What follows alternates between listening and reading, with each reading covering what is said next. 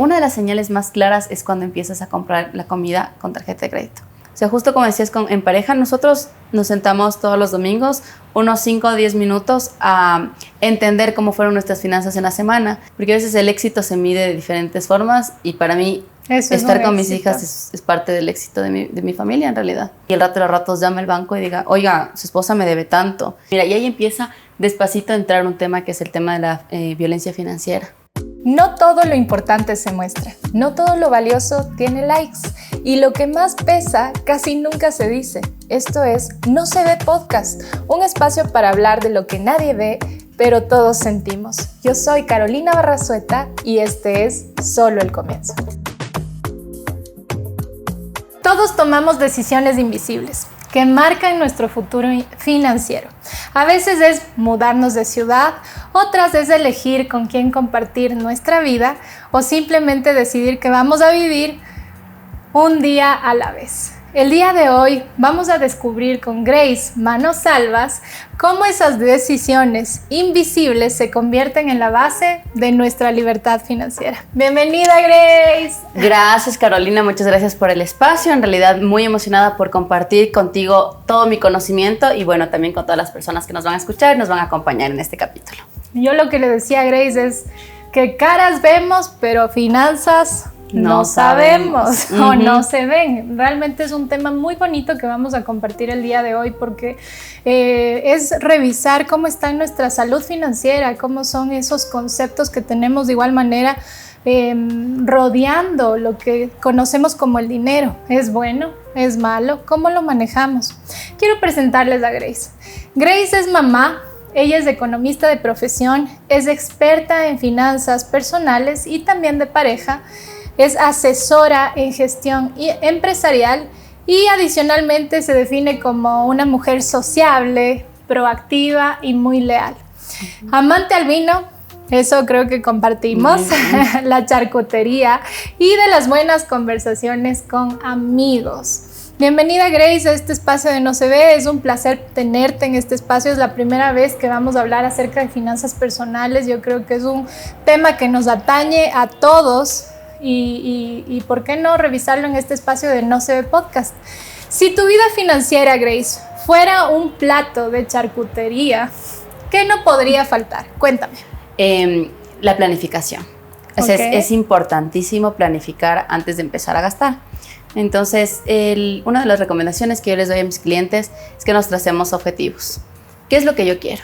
Necesito cambiarme, como decías, necesito mudarme o voy a empezar una nueva vida con mi pareja. ¿Cómo nos vamos a organizar de esa forma? ¿Qué es lo que queremos en conjunto? Entonces, eso es lo que en realidad no podría faltar en mi tabla de charcutería, la planificación. Unos quesitos, unos ricos jamones, un jamón serrano y la planificación. Increíble. Yo creo que de igual manera esa parte es fundamental para fomentar bases que nos sirvan para tomar decisiones, que es el día de hoy que vamos a conversar. Grace, dejaste tu familia en provincia, entiendo, para mudarte a la capital. ¿De dónde eres? Cuéntanos qué aprendiste a esa decisión, o sea, de esa decisión invisible que cambió tu vida.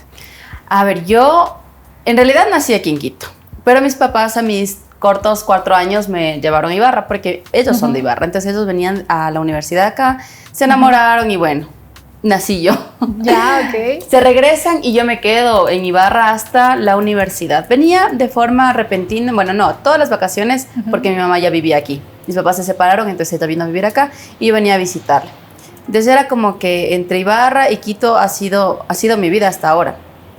Pero claro, cuando ya vine de la provincia a establecerme aquí para estudiar la universidad, creo que fue un golpe fuerte porque yo le dije a mi hermana y a mi papá que obviamente convivía con ellos y para venir acá mi mamá ya no estaba, se había ido a otro país a vivir. Entonces sí me tocó fuerte, no solo a mí, sino a todos los que vienen de provincia. Claro, el cambio es brutal en el tema de que estás solo. O sea, ya las decisiones las tomas solo tú.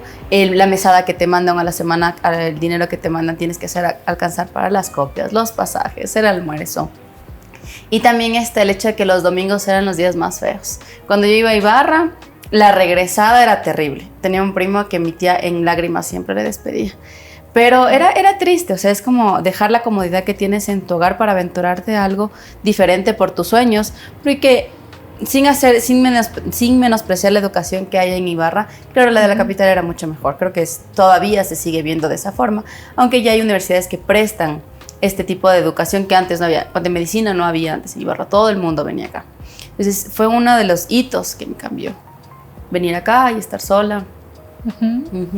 Increíble. Yo creo que como tú diste en el clavo, muchas personas que vienen de provincia eligen venir a la capital o a ciudades grandes para precisamente encaminar sus temas estudiantiles, también rodearse en un ambiente diferente, de pronto abrir también su mente, ¿verdad? Totalmente. ¿Esto a qué edad fue, Grace? Yo tenía 17 años porque me gradué de 17, entonces claro, al momento en que me graduó, vengo acá, empiezo a trabajar un poquito y intento entrar a la universidad. Estuve en la Católica estudiando un tiempo y finalicé mis estudios en la UDLA. Hubo ese cambio así. Somos entonces Universidad de los Amigos. Eso. Oye, y fuerte, o sea, el cambio fue fuerte porque en la UDLA economía estaba como que naciendo, entonces mis compañeros eran muy poquitos. Hubo una vez que recibí una clase con un compañero más, éramos 2. Entonces la exigencia era bastante amplia en Outlet. No me lo imaginaba así. Pensé que no eran tan exigentes, pero claro, cuando ya fui estudiante vi que era de veras. Que sí te exigía. Yo me acuerdo de las clases, yo también estudié en la UTLA, por eso digo somos comrades ahí. Las clases de macroeconomía eran unas de las más difíciles, ahí macro 2 a los profes, hola. Realmente sí eran, o sea, era un tema bastante complejo de ahondar. Siempre me gustaron la economía como tal, pero sí, como tú dices, el tema de los ejercicios ya a gran escala, sí era complejo, sí era un nivel de educación. Yo recuerdo en su tiempo que los profesores publicaban sus libros y eran personas, o sea, muy, muy profesionales en el rubro. Sí, muy buenos, eso sí, muy buenos. Y espérate que después venía econometría 1 y econometría 2 y ahí esos sí. Ya no sé. No, bien, entonces yo muy agradecida igual con las dos instituciones que de alguna u otra manera han aportado para mi desarrollo profesional. Mi Grace, viviste 5 veranos en Work and Travel. Aquí estábamos conversando backstage y nos decía que ahí tenemos unos amigos en común, por cierto, que les mandamos saludos ahí. Hola, Carlitos. Hola, Carlitos. Cuéntame, ¿cómo fue esa experiencia internacional? Entonces, ok, saliste de Ibarra, veniste a Quito y luego dijiste me voy al Work and Travel. ¿Cómo esa experiencia internacional cambió tu visión sobre el dinero, las oportunidades? De pronto abrió también tu cabeza hacia diferentes maneras de ver la vida. De hecho, esa es una de mis experiencias más fuertes. En un inicio yo me iba a ir con 3 amigas. Entonces ellas dijeron, sí, vámonos. Ellas me metieron una idea en la cabeza. Yo no tenía ni siquiera mapeado ese programa, no sabía que existía. Al final no les dieron permiso a las 2 y me fui yo sola. No. Entonces en mi cabeza, porque yo había seguido un curso de inglés aparte en Ibarra, yo creía que sabía hablar inglés, no, nada. Llegué hasta Miami y me acuerdo que en Chicago hacía escala, no me entendían nada y era por el acento. Desde ahí me empecé a frustrar bastante, era como, claro, auxilio. ¿Qué hago? Exacto, pero el primer año fue bien interesante. Yo la verdad le recomiendo a todo el mundo que haga eso en su universidad porque como experiencia es increíble. Conocí a otros ecuatorianos, colombianos, rumanos, de todas las nacionalidades y la remuneración es mucho más alta que la de aquí por hora. ¿A qué edad te fuiste? Yo ya tenía unos 18 años, fue la primera vez que me fui. Jovencita. Sí. Ahí le conocí a Carlos, pero ya era su segundo año. Carlos y Paula, ellos creo que ya era su segundo año. Súper amables también. Creo que como ecuatorianos también nos unimos bastante, nos empezamos a apoyar. Está el tema de conocer nuevos países, personas de tu misma edad que obviamente empiezan a tener comportamientos diferentes, como un poco más liberales. Entonces imagínate yo que venía de Ibarra, de un colegio más de monjas. Conservador. Exacto. Sí. Entonces venía de un ambiente mucho más conservador. Pasé por Quito un rato y después de Estados Unidos. Entonces primero me choqueó. Después me abrió la mente. Entonces ya eso me ha hecho aceptar mucho de los comportamientos que hoy hay. Yo no me asusto mucho de las cosas o de las conversaciones que se ponen en la mesa hoy en día. Digo, sí, es algo normal, también es algo de la cultura, pero simplemente nosotros nos tenemos que no asustar ni ofender, sino que entender y aceptar hasta cierto punto. Y algo que me hubiese gustado muchísimo es haber tenido esta educación financiera desde ese momento, porque claro, el dinero que yo hacía traía como que para esto, para lo otro, pero no es que ahorraba.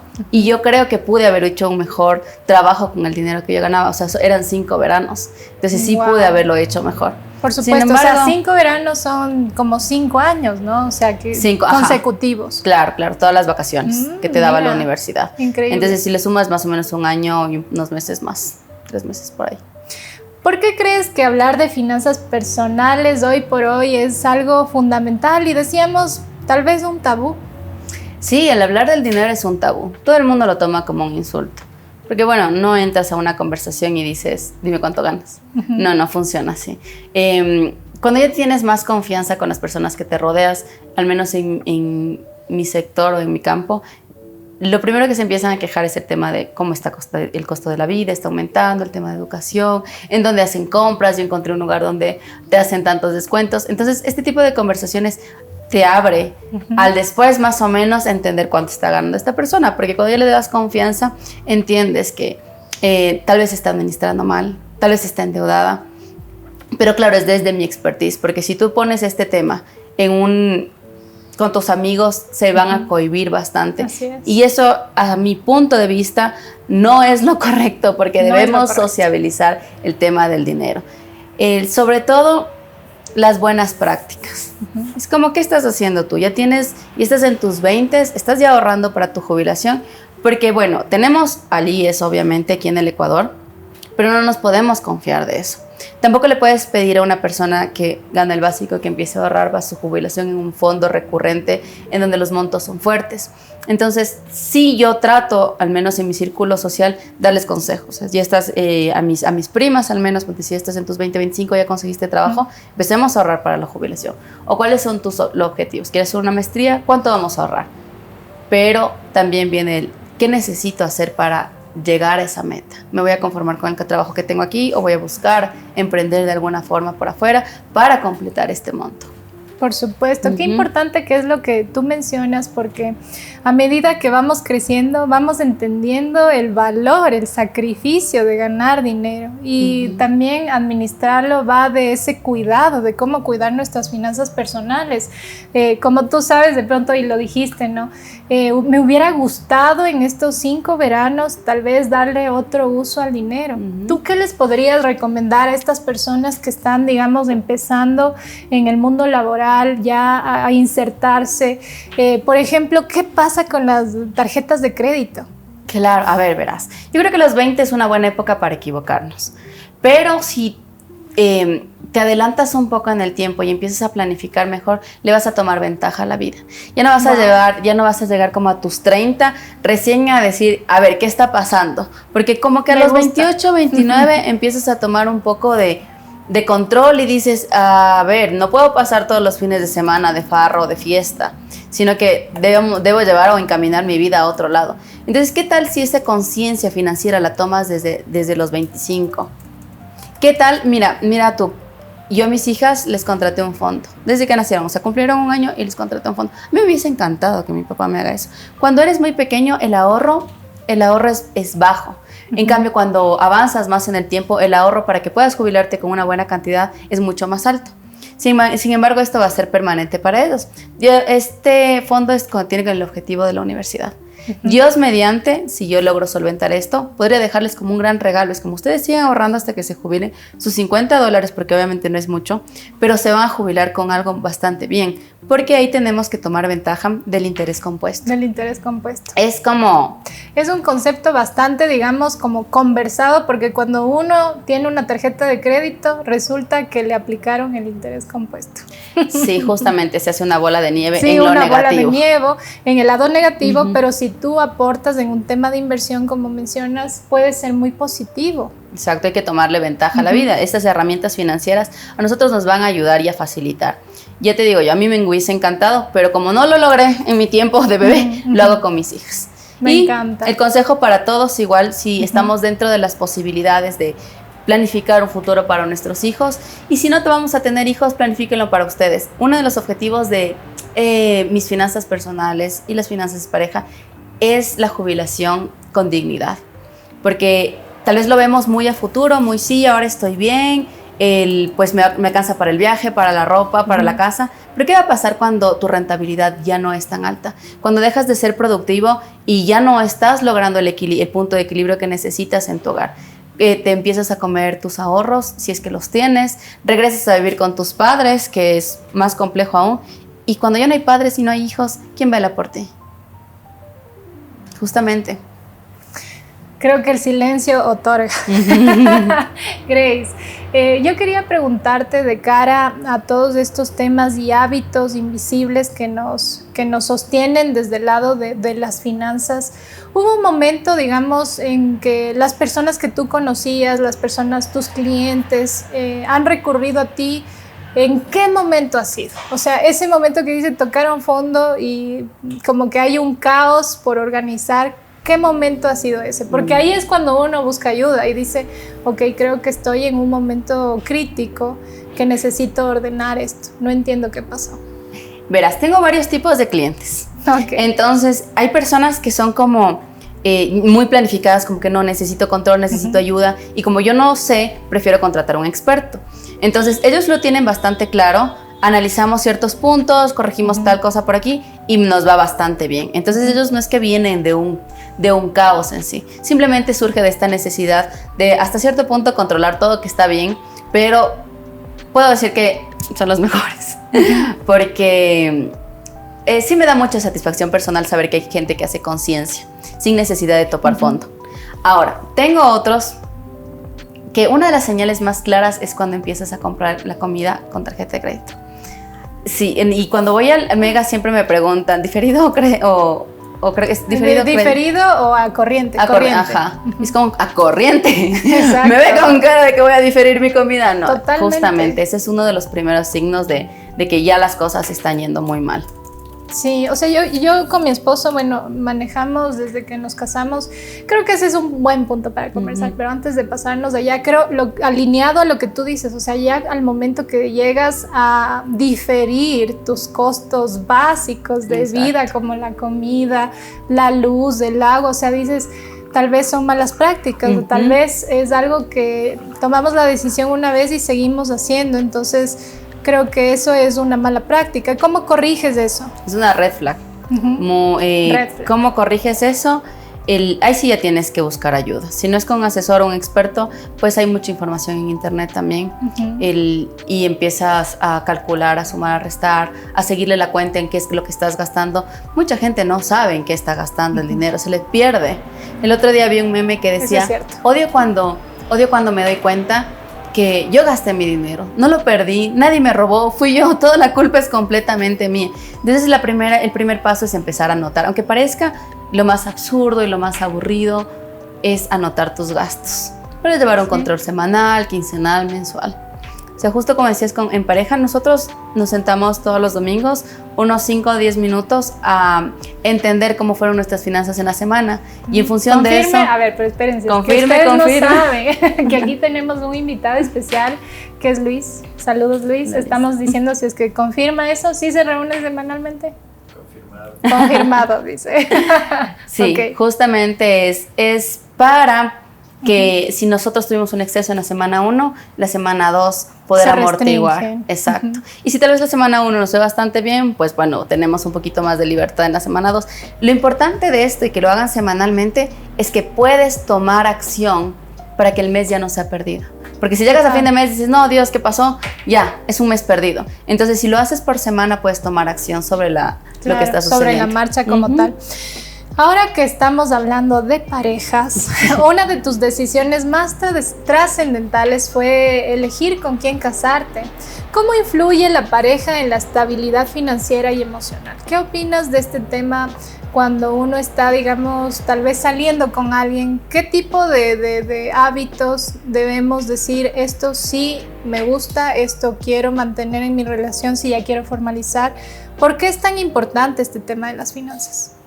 A ver, y ahí voy a hacer una vista a la cámara y quiero que todos estén conscientes de que la decisión financiera más importante de la vida de una persona es la pareja con la que uno se va a casar. Bueno, se casa o se en pareja, por así decir, que ahora hay estos nuevos hábitos, pero sí, hay que saber escoger a la pareja. ¿Por qué? Porque ellos o te hunden o te alzan o te hacen brillar.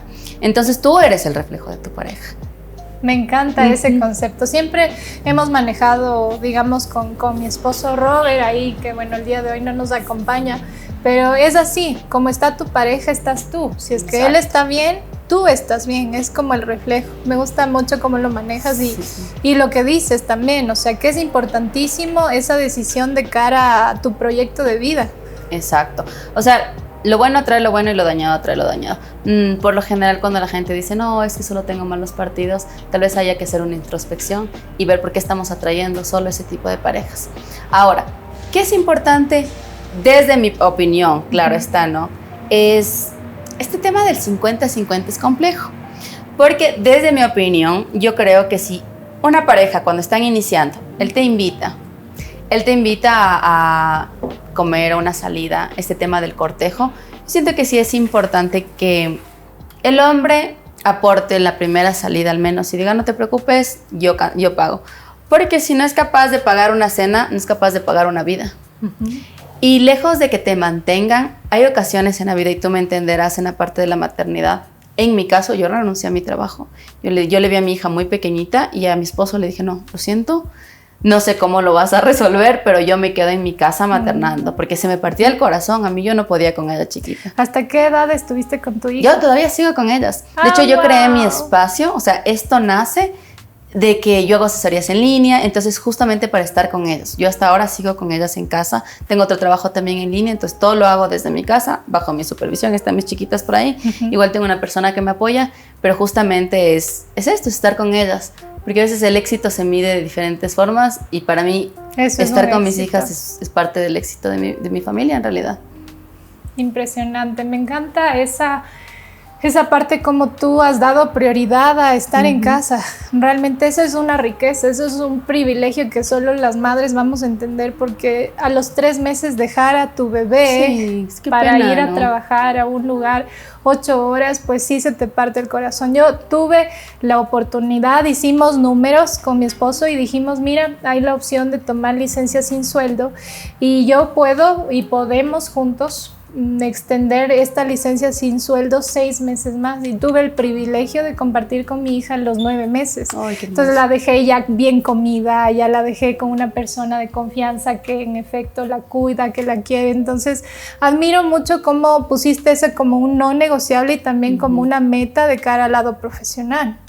Claro, en el proceso fue duro. O sea, yo si a mí me preguntas, creo que la maternidad, lejos de ser como muy cool, yo diría que la maternidad es bien violenta para una mujer. Y también están obviamente la parte de la paternidad, los nuevos padres, me gusta mucho cómo se andan acoplando al tema de compartir. Ya no dicen como yo te ayudo, sino que es parte de su responsabilidad. Pero en mi caso fue muy complejo, porque claro, me quedé con mi hija, pero veía el resto crecer profesionalmente. Y mientras tenía compañeros que se estaban a cargo de subsecretarías, yo estaba cambiando pañales. Y aunque yo escogí eso, sí me dolía. Sí me estaba lastimando. Mi ego estaba siendo lastimado. Y claro, mi esposo en cambio seguía creciendo.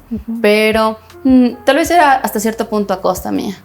Porque claro, quien te cuida a los hijos soy yo, quien está en la casa soy yo. Y nada, poco a poco como que fui saliendo adelante. Dije, ¿cómo hago? Porque me puse una importadora, yo tengo una importadora. Entonces sí me gustan las ventas, pero quería algo más. Decía, no, yo necesito algo más que me haga sentir bien. Y en eso empecé con estas asesorías y sobre todo me gusta mucho el aporte emocional que me da.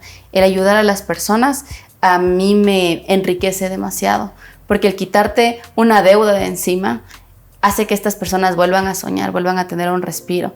He tenido problemas, ponte, con parejas que no se dicen cuánto deben y el rato de los ratos llama el banco y diga, oiga, su esposa me debe tanto. Y me acuerdo que tuve un caso en el que era muy cercano a diciembre y me dijo, el banco le llamó a mi esposo. Le dijo cuánto debía. Le dije, sí, es que yo te dije que teníamos que tener esta conversación, era importante. Y me dice, pero bueno, igual aproveché para decirle que no era como 20, sino eran 50,000 lo que debía.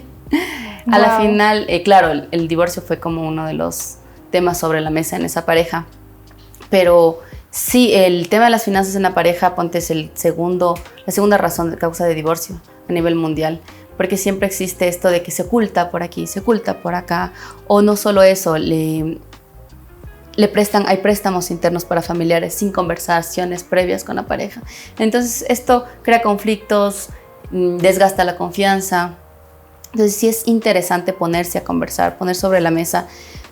Tal vez cuando no tienes hijos es más fácil dividir las responsabilidades. De hecho, existen tipos de formas de cómo puedes dividir el dinero. Tal vez si quieren tener un fondo en común, tal vez si deciden hacer el 50-50, que no es el más recomendable. Tal vez si las cosas quieren ser por separado, o el simplemente poner todo, aportar todos los dos juntos y tener un objetivo hacia adelante. Entonces siempre algo que les digo a mis clientes es como, solo se llega más rápido, pero en pareja se llega más lejos. Uh-huh.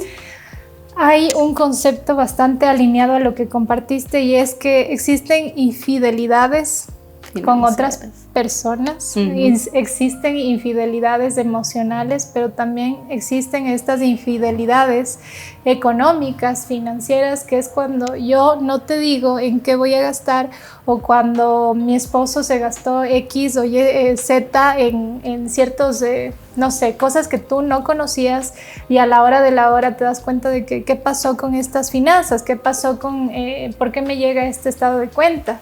Y creo que va muy alineado a esta estabilidad que tú mencionas. O sea, que las finanzas deben ser un camino de ida y vuelta, una comunicación muy clara con la pareja para resurgir juntos. Exacto. Mira, y ahí empieza despacito a entrar un tema que es el tema de la violencia financiera.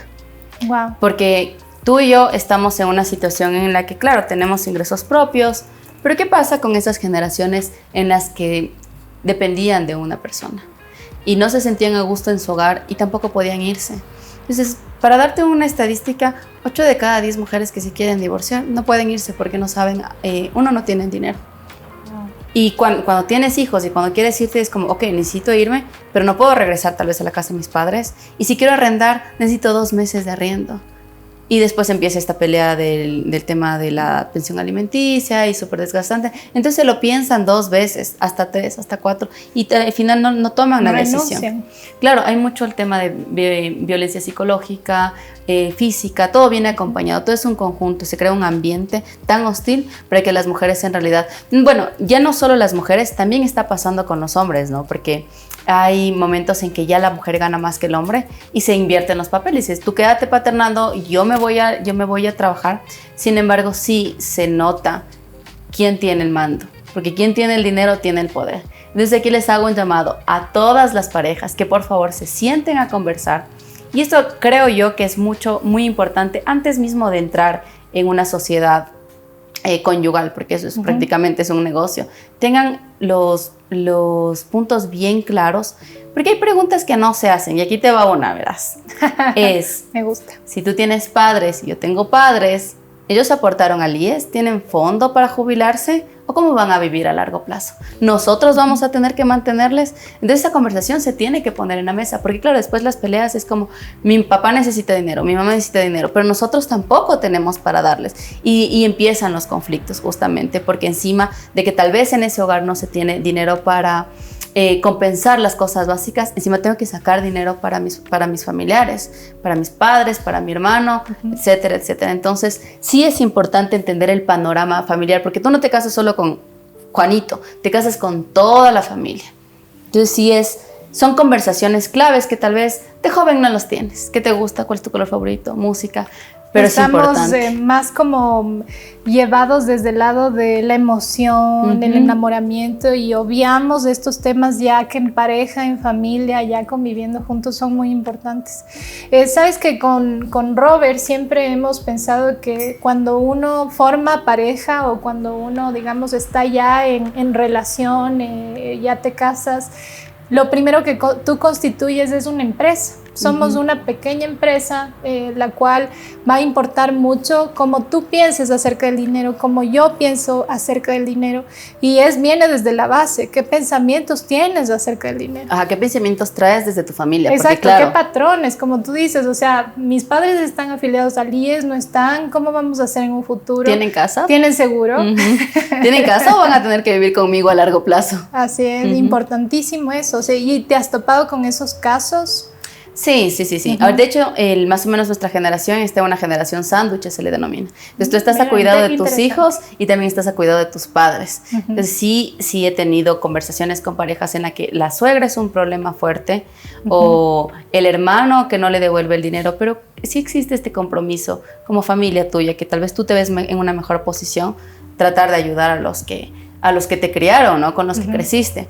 Pero es importante tomar en cuenta que primero tienes que crear el fuego antes de sacarlo. O sea, primero necesitas meterle todos los leños en tu casa y cuando el fuego esté consumado o bueno, esté tomando fuerza, ahí sí puedes ayudar. Antes no, nunca vas a poder crear riqueza si estás sacando.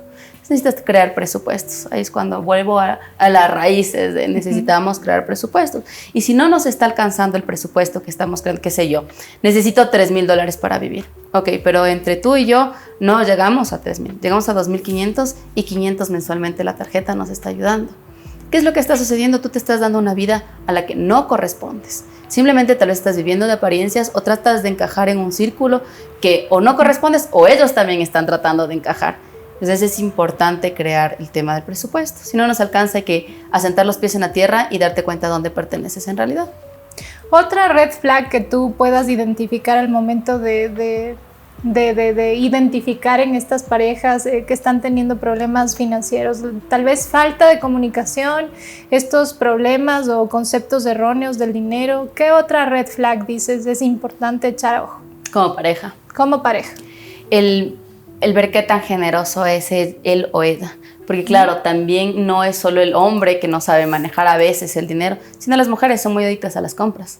Entonces, quiero esto, quiero lo otro, quiero aquello. Y es entendible que tal vez venimos de un hogar en donde papá nos costea todo eso, pero cuando te vas a formar tu hogar, si no son tus ingresos, es tu pareja quien va a costear esos gastos. Entonces, sí es importante ver el tipo de consumo que tiene. El comportamiento de consumo que tiene. Es como, sí, me quiero ir a Miami o a Nueva York 2 veces por año, pero ¿de dónde está saliendo el dinero? ¿En realidad es tu fondo destinado para vacaciones o es la tarjeta la que nos está alcahueteando, por decir, estas diversiones, estos lujos y excesos? A veces es alcahuete como sí. tal. Qué interesante lo que comentas respecto a este tema del uso de la tarjeta. Cuando uno tiene ya su primera tarjeta de crédito, ¿qué piensas que debemos hacer? ¿Para qué pagos debemos destinar la tarjeta de crédito? Para ser responsables. Eso, para ser responsables. Yo soy muy fan de las tarjetas de crédito, sobre todo porque te dan orden. Si tú pagas todo con la tarjeta de crédito, tienes clarísimo a dónde se fue el dinero. Entonces, en ese aspecto, yo soy muy fan de eso. Tienes beneficios, el tema de las millas. Bueno, hay una tarjeta que no diré el nombre, pero sí tiene otros beneficios extras para tus hijos. El tema de que si se te daña el carro, pues te auxilia bastante. Entonces, yo sí soy fan, pero del buen uso. Es más, hay negocios que han crecido apalancándose de la tarjeta de crédito. En cambio, una de las red flags es que no alcanzas a pagar el mínimo. Si estás gastándote dinero que no tienes, imagínate, o sea, no pagar el mínimo ya es, de hecho, ya ni siquiera es una red flag, es cuando ya estás muy topando el fondo. Wow. El cupo mínimo es algo como que no debemos. Inserta esta moneda y esa moneda desaparece porque la deuda no baja. Simplemente está cubriendo servicios, por así decirlo. Es como la bola de nieve que explicaba Grace. En Ecuador, solo el 27% de los hogares lleva un registro formal de ingresos y gastos. ¿Te has topado con esta estadística? ¿Es real? Sí, más o menos. Yo lo tenía en mente como 2 de cada 10 personas tiene un fondo de ahorro y tiene conciencia financiera. ¿Qué es lo qué va a pasar con esas 8 personas restantes cuando ya no tengan, qué sé yo, trabajo, cuando la edad pase? ¿Qué va a pasar con esos 8? Vamos a depender de nuevo de nuestros hijos si es que los tenemos. ¿Y qué pasa cuando dependemos de nuestros hijos? Empezamos a crearles un retraso patrimonial a ellos también.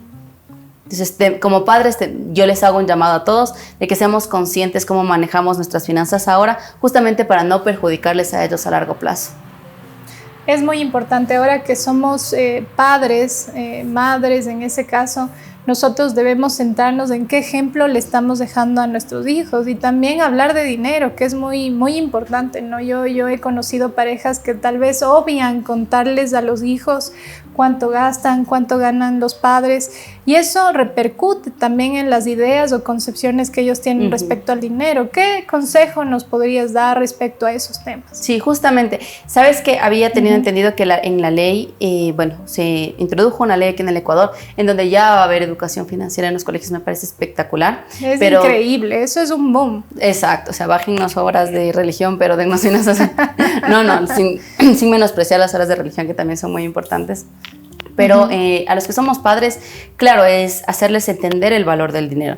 El fin de semana pasado llegó un tío a mi casa y le estaba dando como unos $2 a mi hija para que tome para los heladitos. Y me acuerdo que le dije, no le regales, hazle que haga algo, que te traiga algo, cualquier cosa, para que ella entienda que el dinero viene a través del esfuerzo. No te va a llegar dinero de la nada. Y aunque es un poco difícil explicarles a ellas porque todavía están pequeñas, con la más grande sí trato de, como, ayúdame a empacar estas cosas y yo te voy a dar tu mesada. Y cuando ya siento que cuando ya saben sumar y restar, obviamente ahí viene el tema de, ok, tienes esto, si quieres puedes comprarte esto o puedes ahorrar y esto como que se va a multiplicar para que te compres algo más grande en el futuro.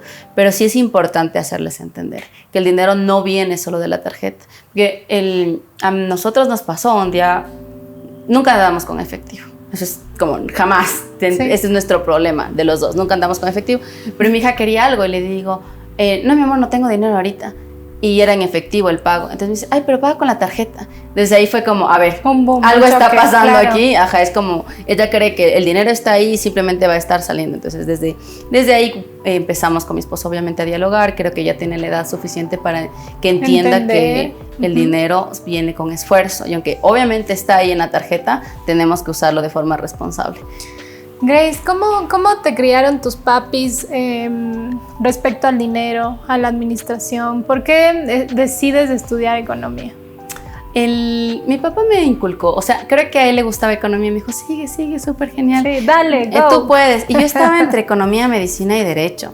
Es más, el puntaje cuando entré a la Cato me daba para el de medicina. Pero creo que no. Creo que fue una muy buena decisión el tema de la economía. El derecho todavía no lo descarto. Me parece interesante, más por conocimiento que como para practicarlo. Pero la economía, en cambio, yo decía, no tenía muy claro qué es lo que iba a ver en economía. Solo decía de leyes de dinero, y bueno, el dinero mueve el mundo, entonces aquí vamos a ver en qué nos embarcamos. Ahora, la economía a mí me abrió mucho la mente en el tema estadístico. Es para mí muy importante entender mucho el comportamiento de la gente a través de factores externos, cosas que tal vez si hubiese sido financiera contable no lo hubiese tenido muy claro. Es para analizar qué sé yo, en el tema de gestión empresarial, que también tengo mucha ayuda para los pequeños emprendedores, me ha abierto el panorama. Sin embargo, algo que le agradezco a la UDLA es que no solo me dio economía, sino que tenía como paralelamente, me dio bastantes finanzas, el tema de también... Ay, se me fue el nombre de esta materia. Riesgos, era fuerte, o sea, no era hasta el final, finanzas, riesgos y el proyectos. Entonces me ayudó bastante también en el orden. No creo que la otra universidad me hubiese dado tantos recursos como para que yo pueda entender y crear todo este ambiente laboral que he creado para mis asesorías. Wow. Grace, el 80% de las familias ecuatorianas, como tú mencionabas, no tiene un fondo de emergencia que cubra al menos 3 meses de gastos. ¿Por qué es importante tener este fondo de emergencia? Algo que hay que aclarar ahí es que el fondo de emergencia antes de la pandemia se sugería que sea de 3 meses. Después de la pandemia se sugiere que sea de 6 meses. ¿Por qué? Porque ahora es mucho más difícil conseguir. Por favor, tomen nota, 6 meses. Exacto. Ahora es mucho más complejo, se demora más conseguir trabajo. Entonces tú necesitas un poco más de tiempo, de tranquilidad, por así decirlo, para ahorrar tu fondo de emergencia. ¿Qué va en el fondo de emergencia? Los gastos básicos, arriendo, educación, seguros, alimentación. Nada de salidas a restaurantes, que me voy de viaje de vacaciones. No, esto no entra dentro del fondo de emergencia. Justamente cuando hay un despido, lo que necesitamos es empezar a ser un poco más austeros. Y es justamente para que no caigas en el gasto de la tarjeta. ¿Qué pasa? Te despiden y empiezas a cubrir los gastos con la tarjeta. Entonces hay momentos en el que ya estás muy endeudado y hay trabajos que revisan tu buró. ¿Cómo te vamos a dar trabajo a ti en el sector financiero cuando tienes una deuda tan alta? Correcto. Eso es, dime a mí, he tenido muchos casos de personas que requieren un crédito, trabajé en esta parte de dar crédito a los clientes y venían para que les analicemos el score crediticio, entonces lamentablemente o estaban o muy endeudados, entonces era imposible darles un crédito, o inclusive cuando querían aplicar a un puesto en el banco, pues es muy difícil confiar en una persona que no tiene bien sus finanzas personales. Exacto. Inclusive en el sector público, si tú le debes a entidades públicas, también hay un bloqueo. ¿Cómo vas a salir de deuda si ni siquiera puedes empezar a trabajar? Entonces, la vida es compleja, la vida de adulto es muy compleja. Mira, hablando de géneros, masculino y femenino, hay una estadística que dice en Latinoamérica las mujeres son responsables del 70% de decisiones de consumo en el hogar, pero menos del 40% participa activamente en inversiones o planificaciones a largo plazo. Sí, totalmente. ¿Qué opinas? Yo siento que las mujeres en su gran mayoría son muy buenas administrando. El tema del no participar en decisiones de inversiones, son buenas administrando, pero claro, cuando tengo este dinero, el que da la palabra final es el hombre. Siento que eso es una generación atrás, siento que en esta nueva generación las mujeres nos estamos empoderando más y estamos teniendo más conciencia de nuestra participación en pareja. Voy a ver qué es lo que pasa con la generación de mi hermana es 6 años menor, pero siento que ellas son más sueltas aún. Es como, si no quieres hacerlo conmigo, lo voy a hacer yo sola. Me agrada este cambio generacional, me gusta que ya podamos decidir en qué podemos participar, qué no podemos participar, pero sí me entristece mucho que las generaciones anteriores no tuvieron esta opción, que tuvieron que quedarse en su casa, así hayan sufrido de maltratos, engaños y sin tener otro camino. Entonces yo creo que somos muy privilegiadas, somos una sociedad, una generación muy privilegiada, y en el privilegio que nosotros nos mantenemos podemos ser voces de otras mujeres que no pueden alzar su voz. Has dado en el punto.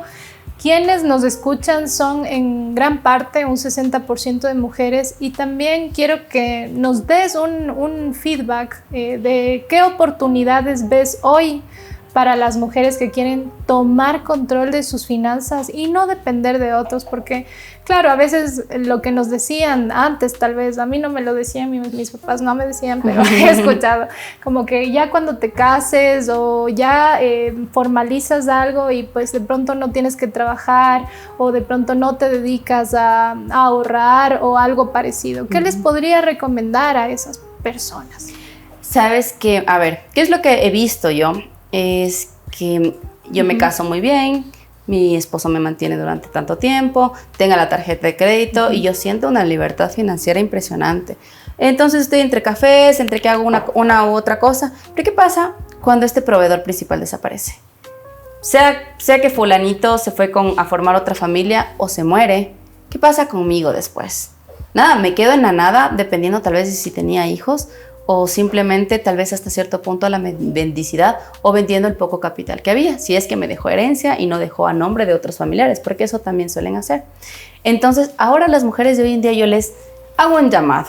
La verdad es que si es que sentimos que hay un hombre hasta cierto punto muy responsable, porque ellos tratan de, o sea, en mi caso mi esposo siempre trata como que de hacerme sentir protegida, y parte de la seguridad es esta parte financiera.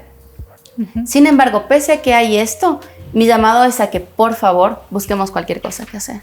Busca en qué eres buena, no sé, repostería, eres buena escribiendo, en lo que sea. Aunque sea en nuestros tiempos libres, empecemos a dedicarle un poco de tiempo para empezar a formar algo propio.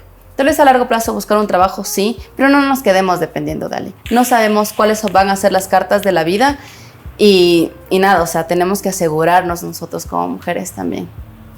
Creo que es muy valioso lo que nos compartes, y también tomar o escuchar a esas personas que en el camino nos han aconsejado. Por ejemplo, ahí te comparto, Grace, mi mamá siempre ha sido de las personas que me ha cimentado primero el lado de emprende, trabaja, haz, vende. Yo recuerdo desde chiquita ella me compraba estos chicles, nusitas, esas como que golosinas y me decía, anda, vende en el colegio y en la escuelita. Y yo iba y vendía 25 centavos. Son cosas que no se ven de mi vida, pero así desde chiquita. Y luego cuando fui a la universidad me puse un emprendimiento de joyas, en el colegio chévere. También vendí cupcakes, o sea, de todos los emprendimientos. Y siempre la palabra que me ha dicho mi mamá es ahorra, ahorra, ahorra. Y claro, o sea, como tú dices, hay que escuchar esas voces femeninas que han tenido su historia, sus momentos y que de pronto han vivido lo que tú comentas, o sea, esa dependencia de que de pronto quizás están viviendo no digamos a costa, pero sí están viviendo en un modelo, en un esquema que duele si es que quieres independizarte. Entonces, muy valioso. Exacto. Sí, sabes que yo tengo algo similar como tú. Creo que o sea, la gente que tiene este espíritu comercial no siento que te haces, sino naces. Entonces tienes como el chip. Yo hacía prácticamente lo mismo. Es más, en mi escuela, en mi colegio era prohibido hacer eso. Entonces claro, la inspectora así, le llamaba a mi papá y mi papá siempre daba la cara.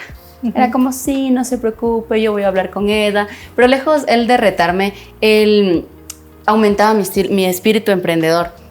Y verás, es algo bien interesante porque siempre me decía, usted puede, morenita, usted puede.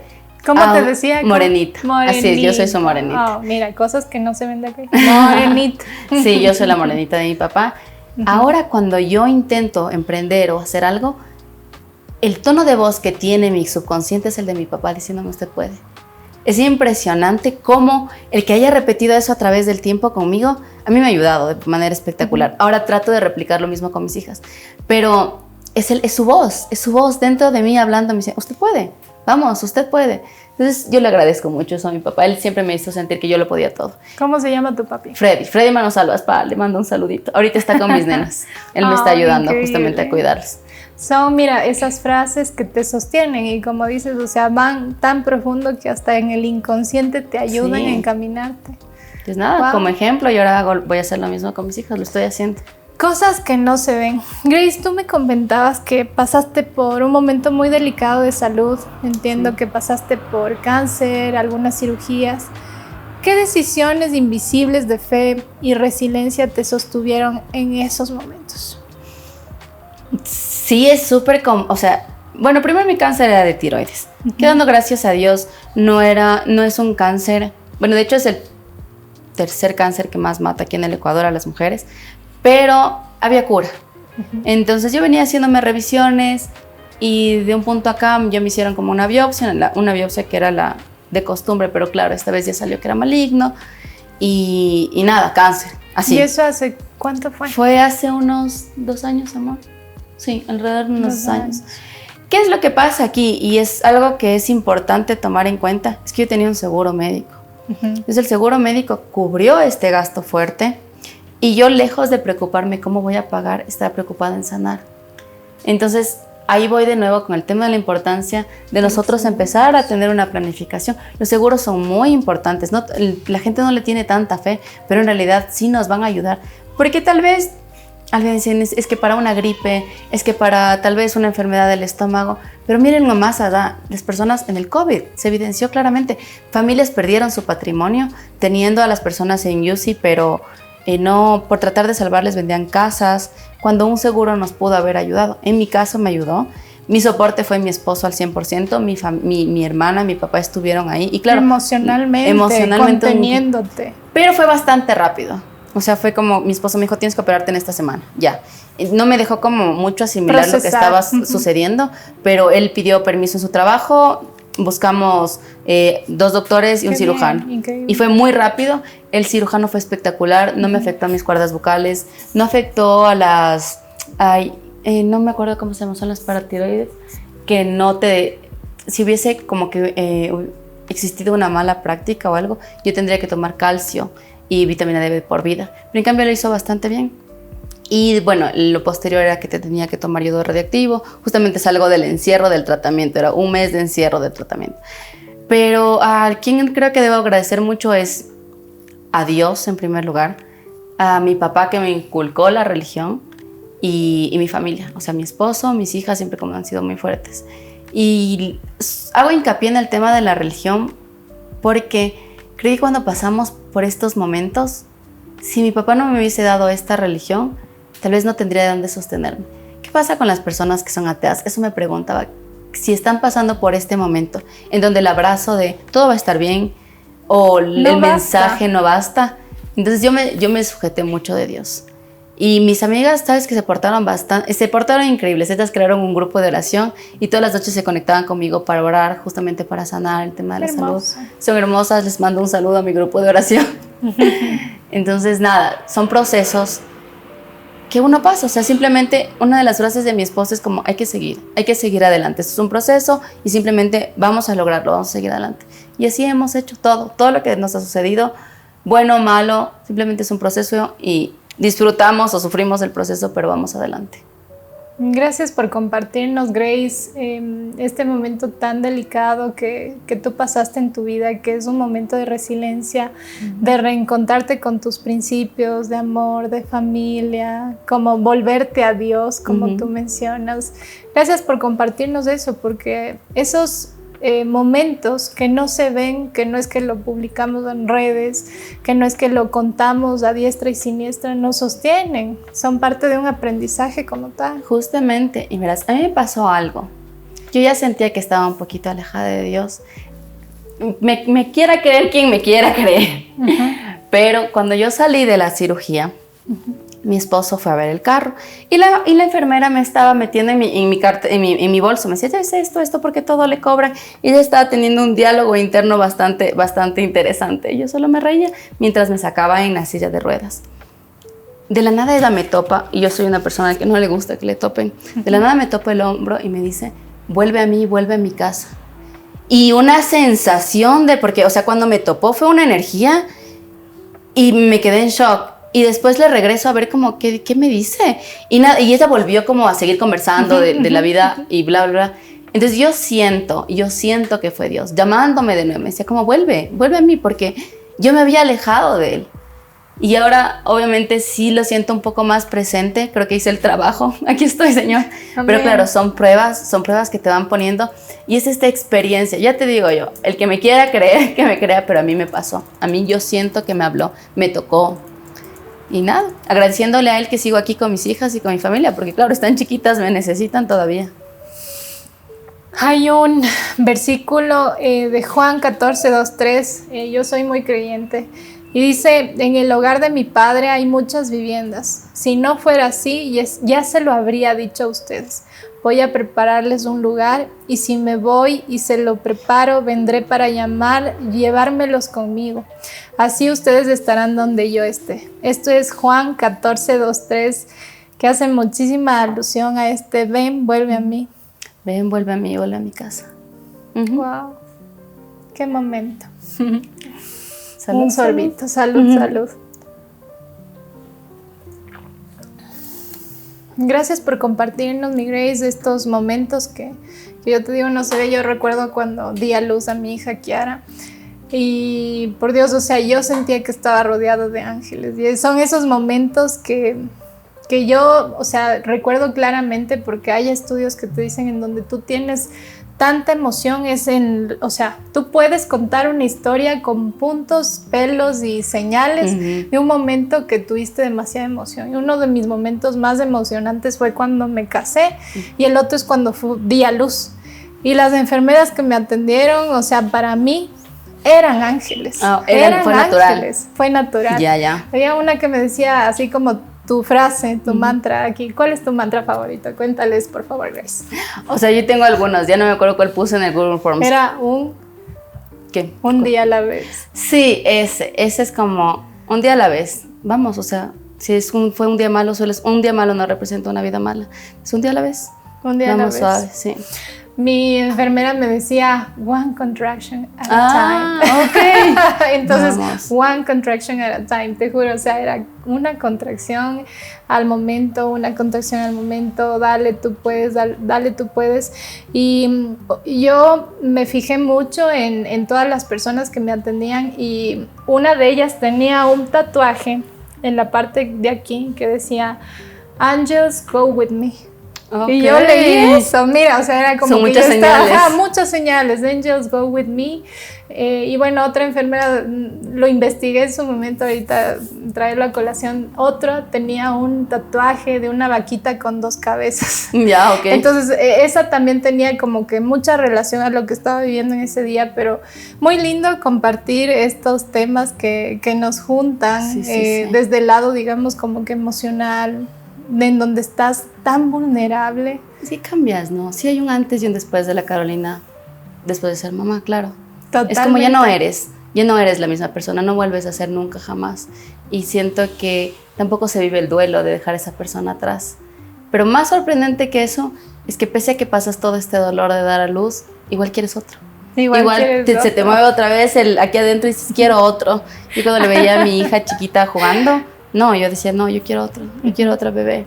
Y hasta ahora quiero el tercero. Luis, por favor. Pero bueno, estamos en negociaciones. Están en negociaciones. Es que eso también es un tema, lo que tú decías que no podía faltar en tu charcutería, planificación. Un hijo es planificación, tal cual. Y qué ahora lindo. No es cuántos hijos quiero, sino para cuántos te alcanza. Y si no te alcanza para ninguno, si ni siquiera tú puedes mantenerte, ¿cómo vas a traer hijos al mundo? Hay que ser responsables también de ese lado.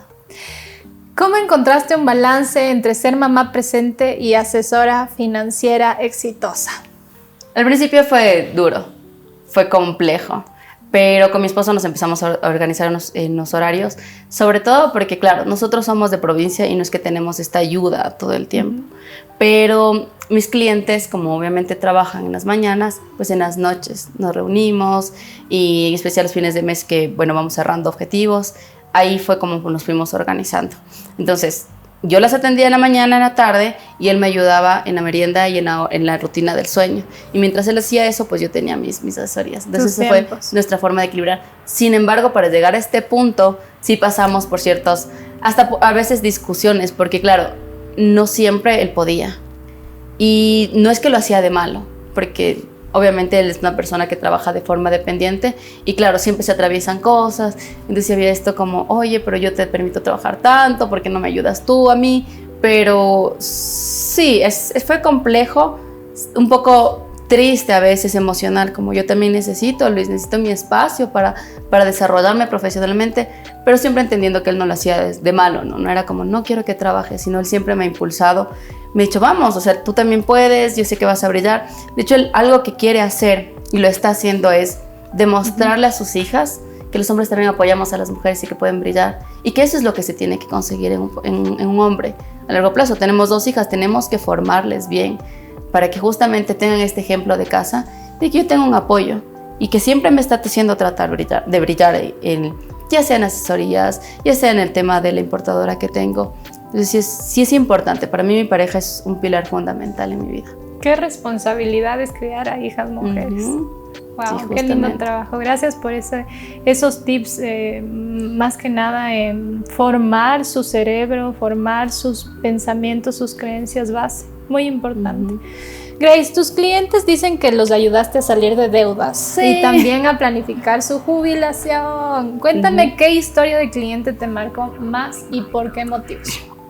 A ver, creo que bueno, dentro de mis clientes yo tengo varias historias, pero algo que me marcó muchísimo fue el otro día que vi un TikTok de una chica que ponía, ¿qué hago yo con 20 años debiéndole con casi $16,000 al Produbanco? 20 años. ¿What? Exacto, me marcó muchísimo. El comentario de abajo. Ni la vida nos da para... ¿Cómo el banco te pide tanto dinero? El comentario de abajo era más interesante. Y decía, no te preocupes, yo le debo $25,000 a los chulqueros. Entonces, sí, son comentarios que de chiste en chiste parece que no pasa nada, pero pasa muchísimo, porque empieza el tema de estrés. ¿Cómo voy a pagar esto? ¿Cómo me endeudé tanto? ¿Dónde está el dinero? Eso es algo que me parece bien interesante cuando les pregunto. Ok, aquí está la deuda. ¿Y dónde está el dinero? ¿Dónde está tu carro? Porque esto es un carro. Esto es la entrada para un departamento. Entonces, sí, es concientizar mucho en la deuda. Creo que nadie les pregunta ¿a dónde se fue el dinero? Que bueno, tenemos esto, pero me gustaría saber dónde está ese dinero. ¿O a quién le prestaste? O la verdadera pregunta es, ¿para qué estás invirtiendo? Ok, si no fue un gasto. Exacto. Invertiste en paz, en alegría. Fuiste como que tenemos una maestría allá. Ajá. Entonces, no. Todo es negativo. No saben ni dónde está ese dinero en realidad. Entonces, sí me llama mucho la atención esta falta de educación, esta falta de control. Sabes que la primera sesión es bien dura. Yo tengo una técnica de engancharte para que sigas conmigo hasta que empieces a controlarte a ti mismo. Y es que yo te cobro un porcentaje alto al principio.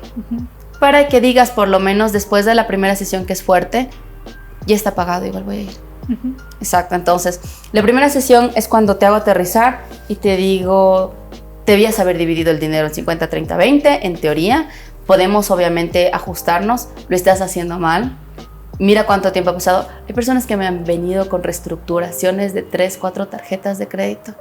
Es como, no, tenías que haber venido antes. Pero bueno, vamos a buscarle una solución.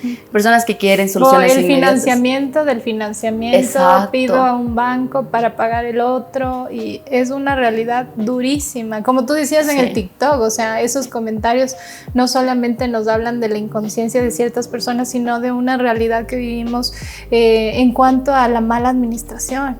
Y tú les ves ahí en los modos tasty de nuevo, ¿no? El miércoles modo tasty ya porque crees que te estás ahorrando un 50% en la cena, pero igual tu tarjeta no puedes ni alcanzar a pagar el mínimo. Ya empiezan a llamarte los abogados de los cobros. Entonces a mí me asusta, a veces me frustra un poco porque ya entendemos cuál es el problema y es difícil modelar el cambio de la persona en tan poco tiempo. Entonces, si yo hago un proceso en el que primero vamos a entender en qué estás gastando, también hay un poco de problemas emocionales atrás, tratando de cubrir ciertos vacíos a través de las compras. Entonces, yo hago como de psicóloga, hago de todo ahí con ellos. Sí, eso te iba a preguntar. O sea, para mí está muy relacionado en cómo manejas tus finanzas al lado emocional. ¿Qué inseguridades tienes? Como tú bien lo mencionabas. O sea, es un tema de seguridad, de confianza. O sea, dime con quién, dime cómo están tus finanzas y te diré quién eres. Hay una frase que menciona eso. O sea, como que en realidad te dice, a ver, o sea, caras vemos, finanzas no sabemos, y posiblemente esas decisiones invisibles, que es el nombre de este capítulo, no conocemos, pero hablan muchísimo de nosotros.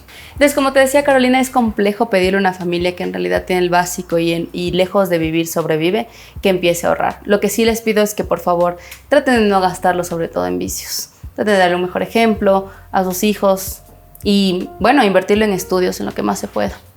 Excelente. Creo que el día de hoy hemos hablado de muchos temas que nos atañen a todos. Todos manejamos dinero, todos manejamos decisiones financieras desde que estamos muy chiquitos. Desde que estamos muy chiquitos debemos tener esa responsabilidad de aprender el manejo de las finanzas. Y qué interesante compartir todo este tema con Grace, de esas decisiones invisibles que realmente nos representan y nos permiten tener esa claridad de una vida financiera, de una libertad financiera que no es imposible, es posible con las herramientas adecuadas, con asesorías adecuadas. Grace, dame 5 tips breves para empezar a manejar unas finanzas saludables. Ya, la primera es, por favor, anota todos los gastos que tengas. Anota todos los gastos que tengas. Una vez que entiendes en qué está gastando tu dinero, vas a poder crear un presupuesto. Cuando tenemos el presupuesto, ya podemos empezar a ordenar el dinero. Empezamos, si tenemos deuda, pagando deuda. Segundo, ahorro. No puedes invertir si no ahorras. Exacto, no puedes invertir, qué sé yo, en algo que te está dando un 10%, pero justo te cae un gasto que del 16%. Entonces, no, necesitas un fondo de emergencia que te ayude a solventar esos gastos. Después de que pasamos del ahorro, pasamos a la inversión. No nos hacemos ricos de la noche a la mañana. Por favor, este tema de que no... Bueno, no quiero incurrir mucho, como que quemar a gente, pero sí hay que tomar en cuenta que si nos dicen como que tienes que meter a alguien y a alguien más y tú tienes que pagar un fee, exacto. No va a pasar. Simplemente el trabajo dignifica a la persona y eso es lo que nos va a traer dinero. Hay que invertir el dinero de forma inteligente también. Me gusta. Y bueno, esos son mis tips. Perfecto, así que bueno, tomen nota, anota todos los gastos que tengas, maneja un presupuesto, ahorra, invierte y no creas en estos sistemas que a veces nos dicen vas a ganar, no sé, Exacto. $100 al día por hacer X, Y, Z, o no tienes que hacer nada, solamente estar en la computadora unos 5 o 10 minutos. Pues eso, como tú dices, el trabajo dignifica a la persona. Mi Grace, entiendo que tú manejas ciertos servicios. Cuéntame qué servicios manejas, un poco cómo te pueden contactar. ¿En dónde me encuentran? Exactamente, Claro. ¿en dónde te encuentran? A ver, primero yo manejo el tema de finanzas personales y también el de finanzas en pareja.